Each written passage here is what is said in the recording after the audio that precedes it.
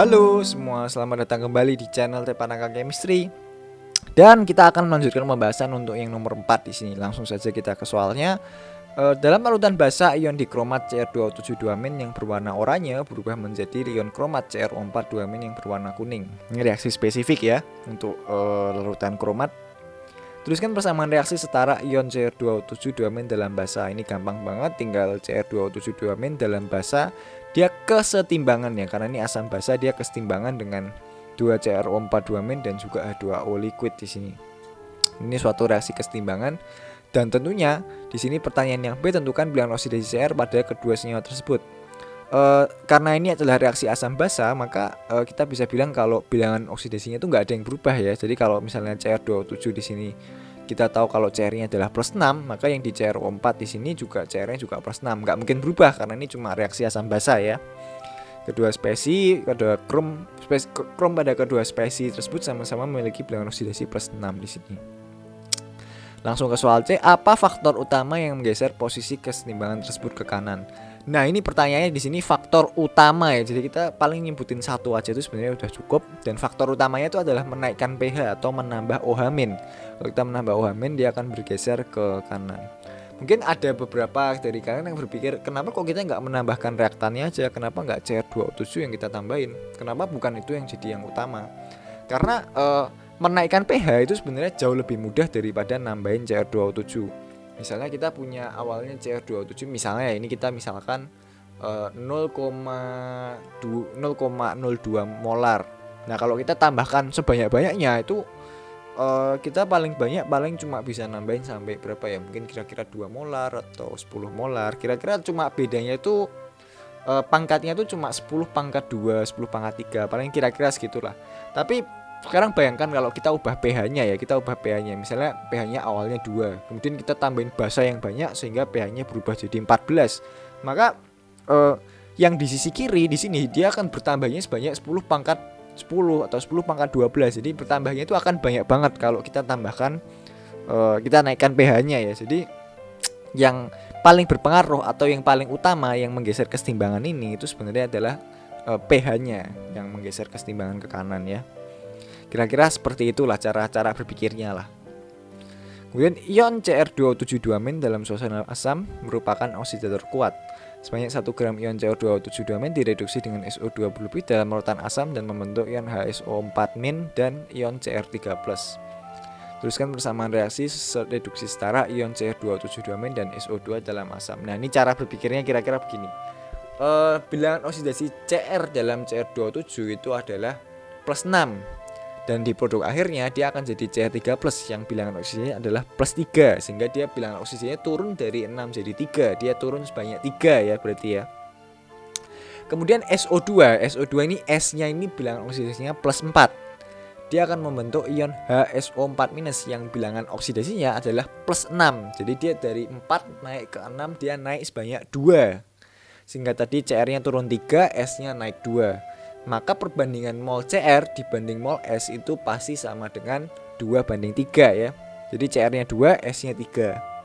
Jadi perbandingan mol krom dengan sulfur adalah 2:3.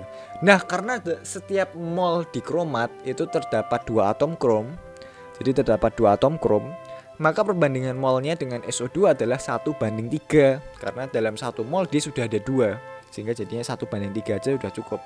Sehingga kita tinggal tulis Cr2O72-, kemudian kita tambahkan 3 SO2, kemudian kita masukkan produknya di sini, kita tinggal lengkapi setelah itu. Kalau kita sudah dapat yang di sini dan juga yang di sini dan juga yang di sini, kita tinggal lengkapi dengan H+, tinggal muatannya kita lengkapi.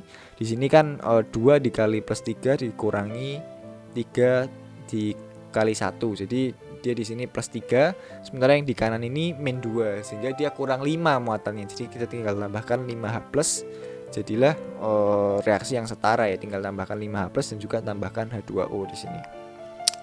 Kira-kira begitu untuk menyelesaikan reaksi setara.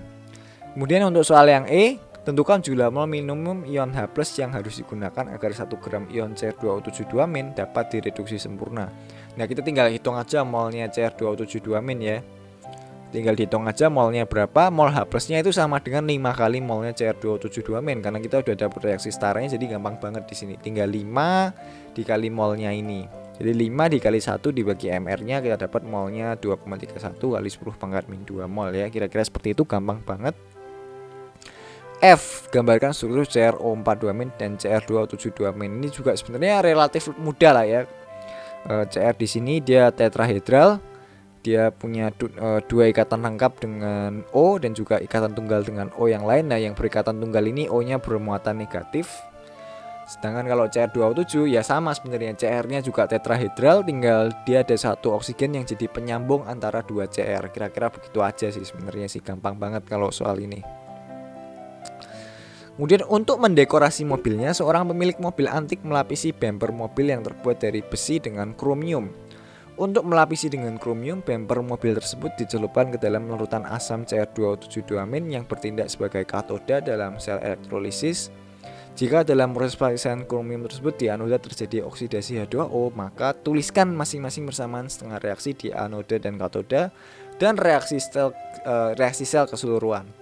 Nah, ini untuk kalian tahu aja, di katoda itu baik mau sel volta atau di sel elektrolisis, setiap kali kalian mendengar kata katoda itu selalu reduksi. Jadi reduksi itu selalu terjadi di katoda, dan oksidasi itu selalu terjadi di anoda. Kalau plus minusnya mungkin berbeda ya di volta dan elektrolisis ya, tapi kalau reduksi oksidasinya itu pasti sama. Yang namanya reduksi itu pasti terjadinya di katoda. Nah, di sini untuk reaksi reduksinya, yang direduksi di sini tentu saja adalah Cr-nya. Cr2O7 direduksi dia menjadi logam krom karena dia ingin melapisi itu ya, melapisi besi ya. Dia jadi logam krom di sini. Cr2O72- ditambah 14H+ tambah 12 elektron jadi 2Cr. Taunya dari mana kok kita dapat 12 elektron di sini? Karena Cr tadi bilangan oksidasinya adalah +6 dan produknya Cr logam di sini bilangan oksidasinya adalah 0, sehingga 6 turun ke 0 kita butuh 6 elektron, dan karena tiap di kromat ada 2 krom maka kita butuh 6 kali 2 sehingga 12 elektron kita masukkan di sini. Kemudian kita tinggal tambahkan 14H+ dan juga tambahkan 7H2O jadi reaksi setara ya. Kemudian di anoda yang dioksidasi di sini adalah air. Nah, gimana cara kita mengoksidasi air? Air itu H2O ya. H2O hanya di sini bilangan oksidasinya adalah +1. Dan H dengan +1 itu sudah stabil, kita sudah nggak bisa oksidasi lagi, sehingga yang kita oksidasi adalah oksigennya yang bilangan oksidasinya -2. Kita oksidasi dia menjadi gas oksigen, sehingga kita butuh 4 elektron karena -2 naik ke 0, dia butuh 2 elektron. Sedangkan untuk bikin O2 kita butuh 2 mol air, sehingga kita butuh elektronnya 2 kali 2 yaitu 4 di sini. Jadi 2O jadi 4H+ tambah O2 tambah 4E elektron. Dan persamaan reaksi setaranya tinggal kita lihat elektronnya. Di sini elektronnya ada 12, di sini elektronnya ada 4. Maka yang di anoda kita kali 3 supaya elektronnya sama-sama 12. Sehingga kita bisa coret-coret dan kita dapatkan persamaan reaksi setaranya seperti yang di sini ya, Cr2O72- tambah 2+ jadi 2Cr tambah 3O2 tambah H2O. Kira-kira seperti itu aja. Nah, pertanyaan berikutnya, tentukan mol gas oksigen yang dibebaskan untuk setiap 52 gram kromium yang dilapiskan ke bumper tersebut. 52 gram kromium itu MR-nya sekitar 52 gram per mol ya. Kromium MR-nya sekitar 52 gram per mol. Maka 52 gram krom kira-kira sama dengan 1 mol krom. Sehingga mol oksigen yang dibebaskan adalah 1,5 mol, karena di sini koefisien O2-nya 3, koefisien Cr-nya 2, maka molnya oksigen itu 3/2 molnya Cr. Kalau molnya 1 berarti ya mol oksigennya 1,5. Kira-kira begitu. Untuk soal H ini gampang banget sebenarnya. Kalau kita bisa ngerjain soal G, nggak mungkin kita nggak bisa ngerjain soal H, pasti bisa. Kira-kira begitu ya. Nah, kita langsung ke soal I. Bila arus yang digunakan sebesar 10 ampere, tentukan waktu yang dibutuhkan untuk mendeposisikan 52 gram kromium ke bumper tersebut. Nah, kita tahu kromiumnya tadi 52 gram yaitu sama dengan 1 mol ya. Nah, kita lihat di sini. Dia di sini koefisiennya ada 2 ya. Jadi ini nilainya 1 mol di sini. Nah, ketika dia nilainya 1 mol, elektron yang dibutuhkan di sini adalah 12 elektron.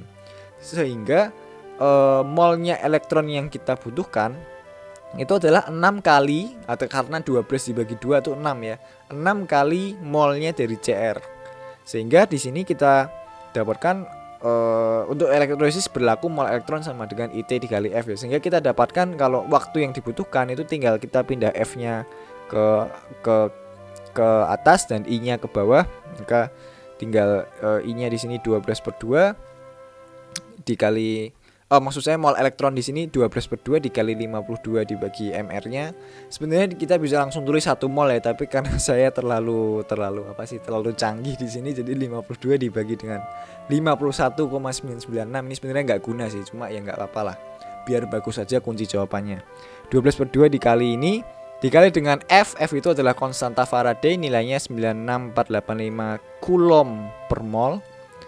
Dan dibagi dengan I-nya ini dalam ampere ya. Ampere itu setara dengan Coulomb per second. Nah, jadi ampere itu SI, bukan SI ya. SI apa enggak sih? SI kayaknya. SI-nya Coulomb per second di sini. Coulomb per second. Jadi kita dapatkan nanti T-nya kira-kira 5,79 kali 10 pangkat 4 second atau 16 jam kira-kira. Caranya kira-kira begitu ya. Jadi tinggal kita F-nya kita pindahkan ke kiri, I-nya kita pindahkan ke bawah. Jadi T sama dengan mol elektron dikali dengan F dibagi dengan I di sini. Kira-kira begitu. Untuk soal J, secara kimia jelaskan mengapa kromium sangat berguna sehingga digunakan sebagai pelapis bumper logam besi tersebut. Nah, bedanya kromium dengan besi itu gini. Kalau besi dia teroksidasi dia jadi karat. Nah, karat itu bahasa Jawanya itu mudah ngeletek ya, jadi lebih mudah rapuh lah, mudah rapuh. Jadi karat itu mudah rapuh dan juga dia gampang rusak lah, gampang gimana ya bahasanya ya, gitulah kira-kira. Kalian tahu karat lah ya, kalau paku kena karat dia jadi gampang penyok, gampang rapuh gitulah biasanya lah. Sedangkan Krom itu kalau dia teroksidasi ya, kalian mungkin pernah dengar istilah stainless steel. Nah, stainless steel itu sebenarnya itu juga lapisannya ada lapisan kromnya. Nah, krom itu kalau dia teroksidasi, dia akan membentuk suatu oksida krom ya, suatu oksida yang sebenarnya stabil dan tidak mudah hancur. Jadi beda ya, kalau besi dia tadi mudah rapuh, kalau krom itu justru oksidanya itu stabil dan tidak mudah hancur. Dan ketika dia sudah membentuk oksidanya ini akan melindungi lapisan-lapisan yang ada di bawahnya. Sehingga kalau ada besi kita lapisi dengan krom, itu bagian paling luarnya ketika dia sudah teroksidasi dia akan melindungi yang di bawahnya. Sehingga krom ini bagus untuk mencegah karat, kira-kira begitu ya. Jadi dia taruh krom, melapisi krom di bumper mobil itu sebenarnya untuk mencegah karat. Jadi biar bumpernya itu nggak karatan, kira-kira begitu. Sendok tuh juga sebenarnya ada lapisan kromnya ya, karena dia stainless steel ya. Jadi stainless steel tuh pakai krom sebenarnya.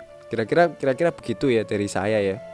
Dan kira-kira begitu pembahasan untuk OSP Kimia 2019 untuk nomor 4-nya. Kalau ada pertanyaan silahkan kalian ke kolom komentar, atau kalian bisa tanya di website saya juga. Kalian bisa lihat solusinya di website saya ya.